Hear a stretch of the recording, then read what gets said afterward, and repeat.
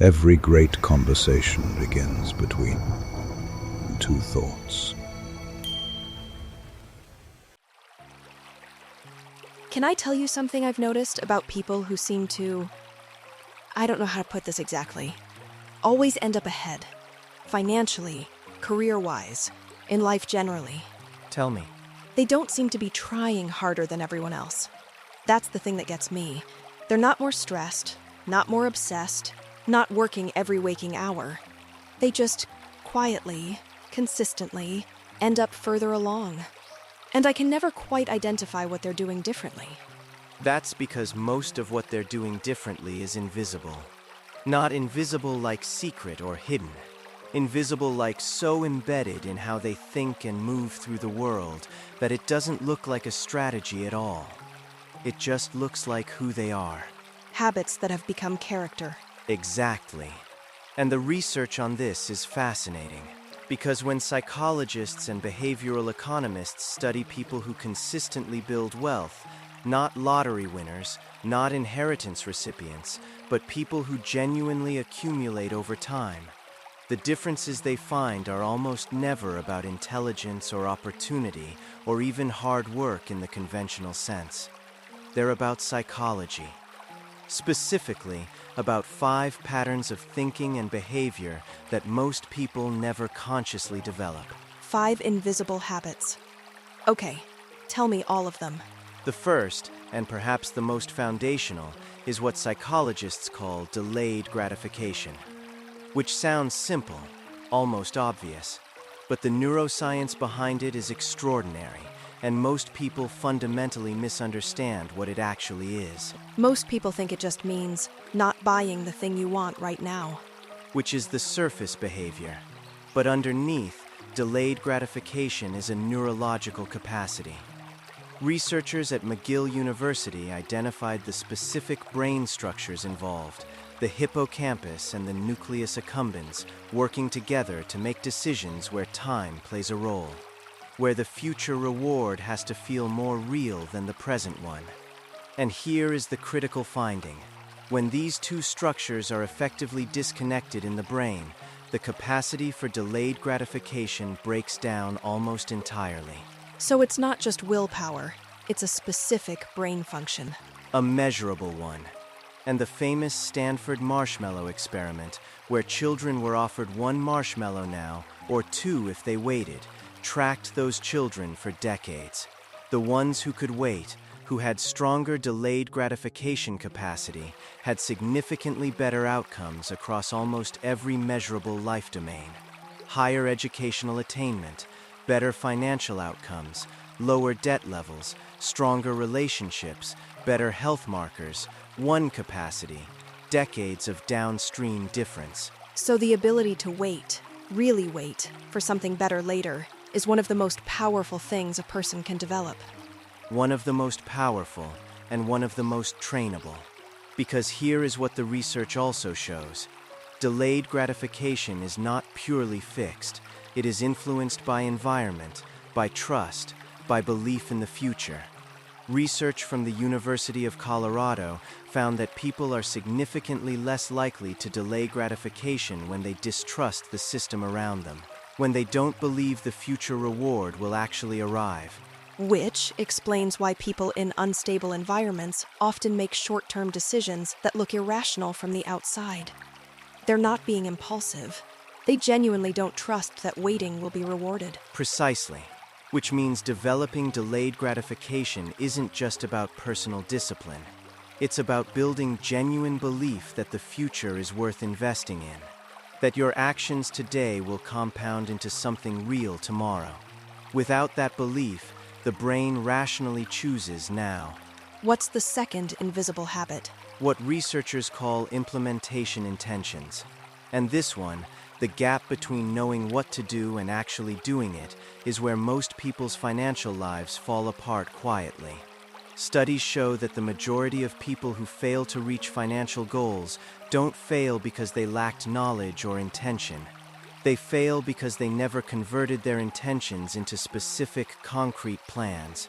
The difference between, I want to save more, and, On the first of every month, I transfer this specific amount to this specific account before I do anything else. Exactly that difference. Research published through major psychology journals found that people who form implementation intentions, who specify exactly when, where, and how they will act, are significantly more likely to follow through than those who simply hold general goals. The brain needs a trigger, a specific moment, a specific action. Vague intentions dissolve under the pressure of daily life. Specific plans survive it.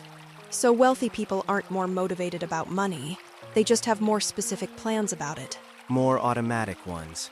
The saving happens before they see the money. The investment happens on a schedule that requires no decision in the moment. The behavior is built into the system, like we talked about last time, rather than left to willpower and mood. The environment does the financial behavior for them. Consistently. And the third habit, this one surprised me when I first read about it, is what researchers call high agency attribution, which is essentially the deep habitual belief that your choices matter, that what you do today has a genuine causal relationship with what happens tomorrow. As opposed to feeling like outcomes are mostly determined by luck or circumstance or forces outside your control. Psychologists measure this on what they call a locus of control scale. Internal locus, I am the primary cause of what happens in my life. External locus, things happen to me largely because of external forces. And the research is remarkably consistent. People with a strong internal locus of control accumulate significantly more wealth over time, not because life actually gives them more control, but because they behave as if their choices matter. And that behavior compounds. Because if you believe your choices matter, you make more careful choices. You save differently. You invest differently. You spend differently. You think about the future differently. The belief generates the behavior, and the behavior generates the outcome, which then reinforces the belief. It's a self-fulfilling loop in the best possible direction. And the reverse is equally true. If you believe outcomes are mostly luck, you have less reason to make careful decisions. Because why bother if it doesn't really matter? The external locus creates a kind of learned helplessness around financial decisions. Why save when something unexpected will probably wipe it out anyway? Why invest when markets are unpredictable? The belief removes the motivation before the decision is even made. So shifting that belief from things happen to me to I shape what happens is itself a wealth-building act. One of the most significant. And the fourth habit, and this one is perhaps the most socially uncomfortable to talk about, is what researchers call status decoupling. The ability to genuinely separate your sense of self-worth from what you own or display or spend. Which goes against almost everything modern culture tells us. Completely against it. Research in consumer psychology consistently shows that a significant proportion of spending across all income levels is driven not by genuine desire for the thing, but by what the thing signals to others. The car, the neighborhood, the restaurant, the holiday destination, the clothes. Much of it is social communication dressed as personal preference. We spend money to send messages to other people about who we are. Often to people we barely know or don't particularly like. And people who build wealth quietly, consistently, have a different relationship with this. Not because they don't care about quality or beauty or experience, but because their sense of who they are doesn't require external validation through spending. They've decoupled status from expenditure.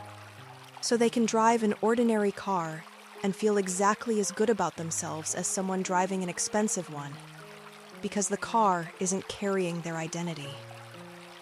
And that decoupling, over decades, creates an extraordinary gap between the person spending to signal and the person spending only on what genuinely matters to them. The same income, completely different financial trajectories. The invisible status trick. Not appearing wealthy, actually becoming it, by not performing wealth in the first place. Morgan Housel, who wrote one of the most important books on the psychology of money, puts it perfectly. He says the world's most successful investors are often invisible. They drive ordinary cars, live in ordinary houses, because they understand that wealth is what you don't see. It's the money not spent, the decision not made, the signal not sent. Wealth is what you don't see. That reframes everything about how most people think about money. Everything. And the fifth habit, the one that ties all the others together, is what I'd call long-term identity. The quiet but powerful habit of thinking of yourself not as someone trying to build wealth, but as someone who simply is, the kind of person who makes financially sound decisions, who saves, who invests, who thinks in decades, not weeks. The identity piece again. Like we talked about with putting things off. When behavior becomes identity, it stops requiring decisions. It becomes automatic. The person who identifies as someone who saves, saves. Not because they calculated the benefit each time, because that's just what they do, who they are. And research on identity-based behavior change shows this is one of the most durable foundations for any consistent behavior. More durable than motivation, more durable than discipline, more durable than knowledge. Because identity is carried everywhere. You can forget a goal, you can lose motivation, but you don't forget who you are. And every small financial decision that aligns with that identity, every time you save when you could spend, invest when you could consume, wait when you could have it now, is a vote for that identity, a piece of evidence, a reinforcement of the story. I am someone who thinks long-term. I am someone whose choices compound. I am someone who builds quietly, without needing anyone to see it. These 5 things, none of them are about income. None of them are about knowing the right investments or having the right opportunities. They're all about how you think, how you see yourself, how you relate to time and to other people's opinions and to your own choices. Wealth, real lasting wealth, is almost entirely a psychology project before it's a financial one. The numbers follow the thinking, always.